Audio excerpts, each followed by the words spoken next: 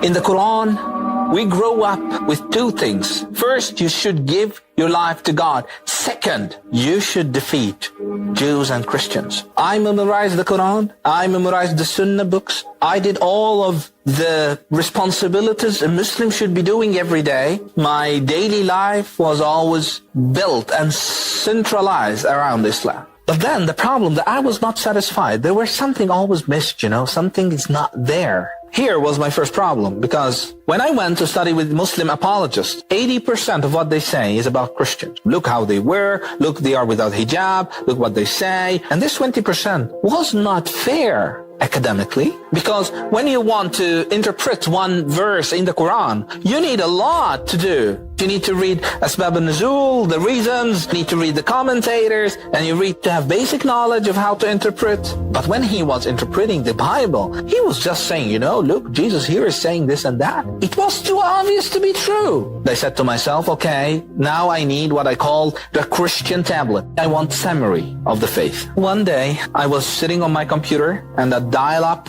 advertising came up, and it was written on it, "Do you love Allah?" I clicked it. I thought it's a Muslim website, but I found out that it's a Christian website. This was amazing. To the extent that the first time in my life, I looked and I said, maybe we are wrong? But who said that God exists? And I started to see that I don't have any evidence for anything. I don't have enough evidence for God himself, which led me to atheism. And when I was atheist, I was so tired, because I started to feel that atheism is not an alternative. And inside me, I feel that there is a God. Until one day, I was fed up. I looked at the sky and I said, you know what? You are too big for me. I cannot find you.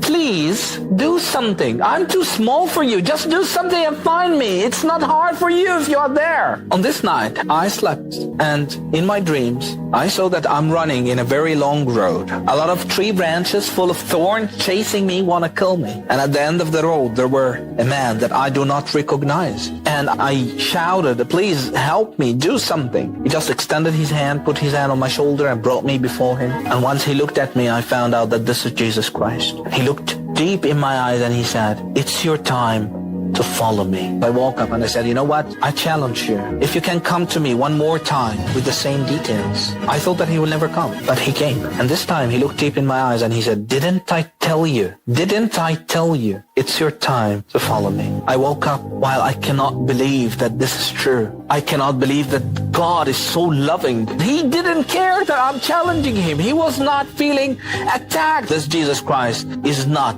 what we think that he is. And after 3 years, I got baptized in the name of Father, Son, Holy Spirit.